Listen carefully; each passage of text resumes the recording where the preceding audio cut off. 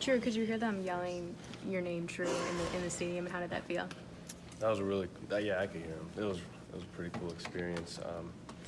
They've actually been doing that since high school. Like at my high school games, they were doing that. So it was a pretty cool experience. I think it was last week, Chris was saying about the walk-on mentality and how it benefits everybody. And ultimately, you were awarded a scholarship, but you come in as a walk-on and, motivate you. What was that like, especially with Chris and Karan and you trying to get yourself in the mix? When I first got here, it was a little intimidating, not being a recruited guy at all. So I just came in and just was patient with everything. I looked up to the older guys, followed their path, and it's helping me to get where I'm at today. Why did you choose to walk on here over scholarship offers from other places? It's the University of Michigan. It was a great opportunity to prove to myself and to the world of what I got, like what I can do. I was just ready for it. I wanted to do it. Having played a bunch of different positions now, both here at Michigan and at Warren De La Salle, like how has that helped you acclimate to what you're doing now at running back? Being on the defensive side of the ball has helped me understand defenses a little bit more. Being a safety, I can see coverages pretty well, and just being able, you just got to be able to be versatile. Wherever Coach Harbaugh thinks you can play, like you just got to be able to accommodate to where he feels like is best, and he felt that running back was the best decision for me, and I went with it, and it's helped out. How'd you find out you were going to be on scholarship, and what was all that like? He mentioned it before that there was a possibility, so about last year, and I was like, wow, it's really paying off, all this stuff that I'm doing, all the extra work, and so I just really just took it to heart and wanted to get on scholarship, wanted to get on top of onto the depth chart, really work my way up. So he told us during a team meeting, and I was sitting by some of the guys, and they were just really excited for me. And I was of course happy that I got one. Did you call home? Oh yeah, I called home, told my parents, and it's helped with a lot of the stresses that could have been. Is Tru your true name? And if Yeah. so, how did it come about? Yeah, Tru, TRU. They've told me 1,000 different stories. I've went up to them several times, and I've heard a different story every time. What's your favorite story they tell? It was over, I guess it's a rap group. It's like True Gang or something. And my dad put it on YouTube and was like, look, this is how it is. My mom's just looking at him like, that's not what it is. And then she told me a different story, and it's been different every time. How good did it feel for the offense to really just explode, especially maybe after struggling a little bit in that Notre Dame game, just come out and kind of seemingly do whatever you guys wanted? That had to feel good for everybody. It was a confidence builder, like especially coming in today, knowing that we won Saturday. It's a morale boost, especially for the offense, and we've been working ever since last year to get better as a whole group. When did you first realize that you have a shot to see the field this fall? Was it in spring, or was it fall camp? Or? I didn't. I guess I would say fall or spring. That maybe it's a possibility. Like I didn't know how many guys are going to rotate. I don't know where I'm going to end up falling in the depth chart. So I just play it game by game wherever they need me. Because I mean, the Notre Dame game, I didn't get any carries. So Western Michigan, once they told me that I'm going to get some carries, and I just knew I had to make the most out of my opportunity, like I have been since I've been. You said you came to Michigan to prove something to the world. What do you think you're proving right now? Maybe that I can just play football, that I can run the ball and help out the team. That's the biggest thing, just being able to provide something for the offense. When you walk on, I'm sure you know it's going to be a challenge, but were there times where it got hard? Oh yeah, there were some times where there's been a lot of ups and downs, but my biggest thing since I've come here is just be positive through it all. Like there's been some bad days, but I've just really been positive about it all. Calling my parents whenever I need, calling friends. I've had a lot of help throughout all this, and just really positivity is just all your mindset is the biggest thing, because that's what you can control. Just be able to control the controllables, and that's helped me a lot, just staying positive. You guys been able to really look at SMU yet? I mean, this again would appear to be a winnable game, but do you have to be careful not to be overconfident in those kind of things? I mean, you still have to win the game.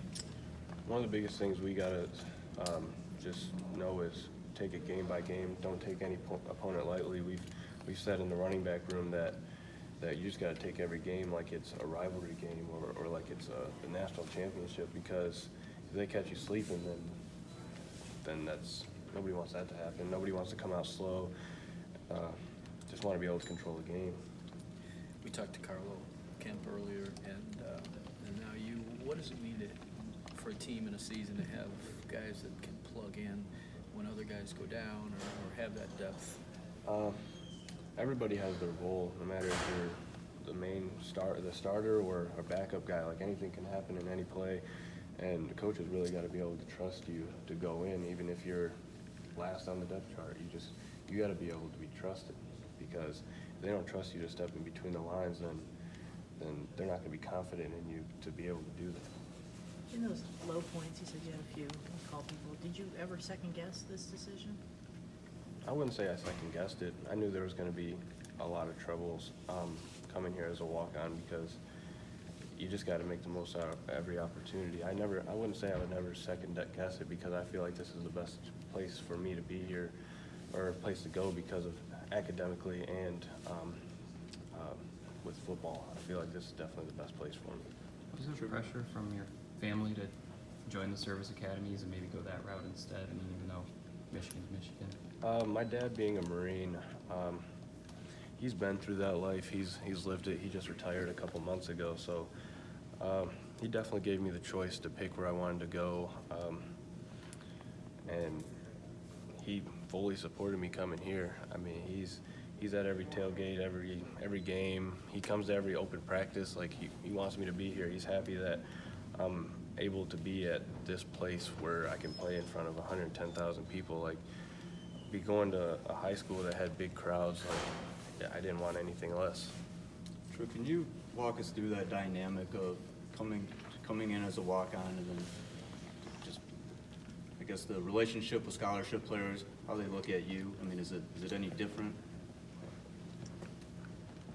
I mean, it's not easy to come in as a walk-on, because nobody really expects you to do well with the guys that they're bringing in. So you just got to be consistent with everything you do. You gotta make the most of the opportunities that you got, because you're not going to get that many. And once you have one opportunity, you make the most out of that one, then it just keeps building, and you got a lot of opportunities for spring ball and fall camp, all of that. So, I mean, it's not easy, but you just got to be mentally and physically prepared for it. What was maybe like the most difficult moment for you? Just coming, I would say probably my freshman year, just coming in, and you're not the man when you come here. You just got to earn that. You gotta be able to be patient, and know your role at the time, and know that there are going to be times that you're going to be able to build off it. How much did your dad, having been a Marine, how much did he help you with that, like, staying with it and being tough and toughing this out? I mean, just being a father, like, he was just there for me. My mom too. They were both there for me. Just not conference calls, but like just being able to have somebody to vent to, just sticking with it, because I mean, none of my family's been quitting anything. My parents had me when they were 18, 19, so they've led the way for the person that I am. So I couldn't quit, knowing what they've been through to get me where I'm at. I was curious, at Normandy, I mean, you talked a lot about your dad then. How much of that experience did you share with him when you got back? Oh, it was awesome. I came back and I got him one of those little sand things from Normandy. I gave him that, and then I gave him the flag that we carried into Normandy. And so it was, I mean, like I said earlier, it was a humbling experience, and to give that to him and share that with him, there's nothing like it. Who on the coaching staff has been the most important in your development, whether that's a running backs coach, the weight room staff, Just any of those guys that have been most important for you.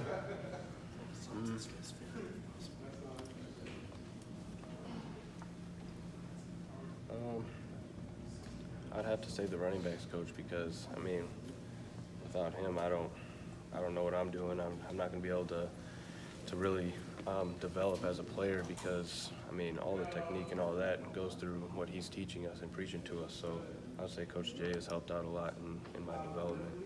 Coach said about 16 walk-ons or former walk-ons got in the game out of the 74 guys Saturday. What does that say about how these coaches pay attention to developing pretty much everyone on the team? I mean, you really notice how film is so important because some of those guys are, say, like an offensive lineman or defensive lineman. They're not always the star player that getting the shine. So you see how much film they watch and how much attention to detail that they'll see during practice because practice is where we make it. Practice is where we really move up. So you see the attention to detail and it helps out, say, a walk-on because it's gonna help you get to see the field.